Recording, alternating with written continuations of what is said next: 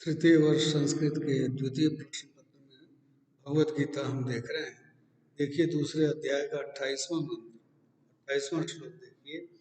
जब अर्जुन को मोह होता है तो भगवान कृष्ण आत्मा के स्वरूप का विस्तार से विवेचन करते हैं और अर्जुन को युद्ध के लिए कृत निश्चय करने के लिए, उत्साहित करने के लिए अपने उपदेश दे रहे हैं। एक देखिए श्लोक, अव्यक्तादीनि भूतानि व्यक्त मध्यानि भारत अव्यक्त निधनानि एव तत्र का परिदेवना।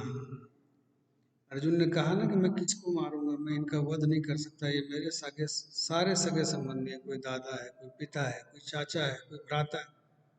तब भगवान कृष्ण कहते हैं, हे भारत, हे भरतवंशी अर्जुन, भूतानि सभी प्राणी अव्यक्त आदि, आदि में यानी जन्म से पहले अव्यक्त थे, प्रकट नहीं थे। जन्म नहीं था तो प्रकट नहीं थे, जन्म से पहले प्रकट नहीं थे। और अव्यक्त निधनानि, और निधन के पश्चात, मृत्यु के पश्चात पुनः अव्यक्त हो जाएंगे, पुनः अव्यक्त हो जाएंगे, अप्रकट हो जाएंगे। व्यक्त मध्यानि एव, केवल बीच में ही, बीच का समय ऐसा है जब वो प्रकट हो पाएंगे। व्यक्त मध्यानि, तत्र का परिदेवना, इसमें क्या परिदेवना यानी शोक करने की क्या बात है। जो प्राणी जिसका अभी जन्म नहीं हुआ वो प्रकट नहीं है, मृत्यु के बाद वह पुनः विलुप्त हो जाएगा, फिर अप्रकट हो जाएगा। केवल मध्य में उसकी सत्ता है।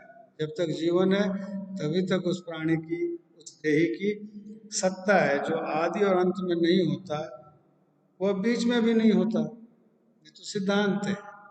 और वह जो हमें बीच में दिखाई पड़ता है वो सब भ्रम है, माया है। इस तरह की भगवान ने बात कही। वास्तव में वो बीच में भी नहीं है, परंतु यह शरीर, यह आत्मा तो पहले भी था, मध्य में भी है और अंत में भी रहेगा। निष्कर्ष है कि शरीरों का तो सदा अभाव है, परंतु आत्मा का कभी अभाव नहीं होता। आत्मा कभी नहीं मरती, इसलिए तुम किसी को नहीं मारोगे युद्ध में, तुम किसी को नहीं मारने वाले। क्यों? क्योंकि इनकी कभी सत्ता ही नहीं। सत्ता केवल एक चीज की त्रिकाल में होती है, वह है आत्मा की। फिर ये आत्मा और कैसा है तो कहते हैं, आश्चर्यवत पश्यति कश्चिदेनम आश्चर्यवद वदति तथैव चान्यः आश्चर्यवच्चैनम अन्यः शृणोति श्रुत्वाप्येनं वेद न चैव कश्चित्। देखो इस आत्मा का स्वरूप कैसा है। कृष्ण कहते हैं कश्चित यानी कोई तो, एनम इस आत्मा को आश्चर्यवत पश्य, आश्चर्य की भांति देखता है। तथा अन्य आश्चर्यवत वदति, और दूसरा आश्चर्य के समान बोलता है। कोई तो आश्चर्य से इसको देखता है, कोई इसको आश्चर्य से बोलता है, इसका वर्णन करता है। तथा अन्य, और कोई अन्य तीसरा, एनम आश्चर्यवत शृणोति, इसको आश्चर्यपूर्वक सुनता है।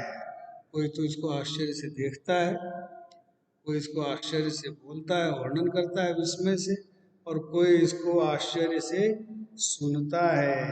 लेकिन श्रुत्वा अपि कश्चित् न वेद, इसको सुनकर भी कोई नहीं जान पाता। यह आत्मा दुर्ज्ञेय है, इसके रहस्य को जानना बड़ा ही कठिन है, दुष्कर है। लोग इसके बारे में आश्चर्य से बातें करते हैं, आश्चर्य से सुनते हैं, आश्चर्य से इसको देखते हैं। लेकिन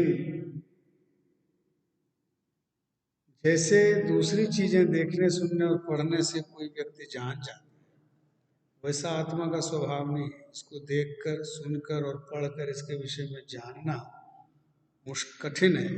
क्यों? क्योंकि यह इंद्रियों का विषय ही नहीं। ये आँखों को दिखाई दे सकता है, न मुंह से इसका व्याख्यान हो सकता है, न कानों से इसको सुना जा सकता है ना। यह नेत्रों से भी नहीं देखा जा सकता, कानों से भी नहीं सुना जा सकता, और मुंह से इसका वर्णन, ये अनिर्वचनीय है, इसकी व्याख्या नहीं की जा सकती कि वह किस प्रकार का है। ये आत्मा का स्वभाव है। आत्मा इंद्रियों के द्वारा ग्रहण नहीं की जा सकती। तो ये आत्मा के स्वरूप में हमें लिखना है। उपनिषदों में भी यही बात कही गई कि कोई इसको सुन करके भी, बोल करके भी, देख करके भी नहीं जान सकता। फिर कहा स्वधर्ममपि चावेक्ष्य न विकम्पितुमर्हसि धर्म्याधियुद्धात् श्रेयो अन्यत क्षत्रियस्य न विद्यते। देखिए, अर्जुन क्षत्रिय, और धर्मशास्त्र में क्षत्रिय का क्या कर्तव्य बताया गया है? युद्ध करना। क्षता तत्रायते इति क्षत्रिय, जो प्रजा को कष्टों से बचाता है वह क्षत्रिय। युद्ध करना पड़ता है, वो उसका कर्तव्य है। जैसे ब्राह्मण का कर्तव्य है पढ़ना, पढ़ाना, वेद शास्त्र पढ़ना, उसी क्षत्रियों का कर्तव्य है शस्त्र उठा, युद्ध, अन्याय के विरुद्ध बोलना, लड़ना।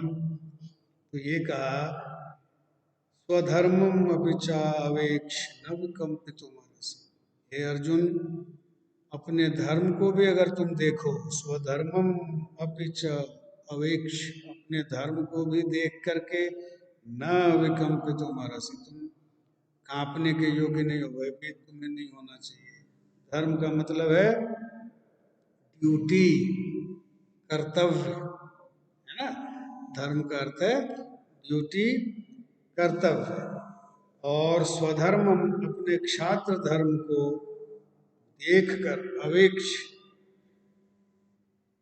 अपि भी, विकम्पितुम नार्हसि, तुम कर्तव्य कर्म से विमुख, विचलित नहीं हो सकते।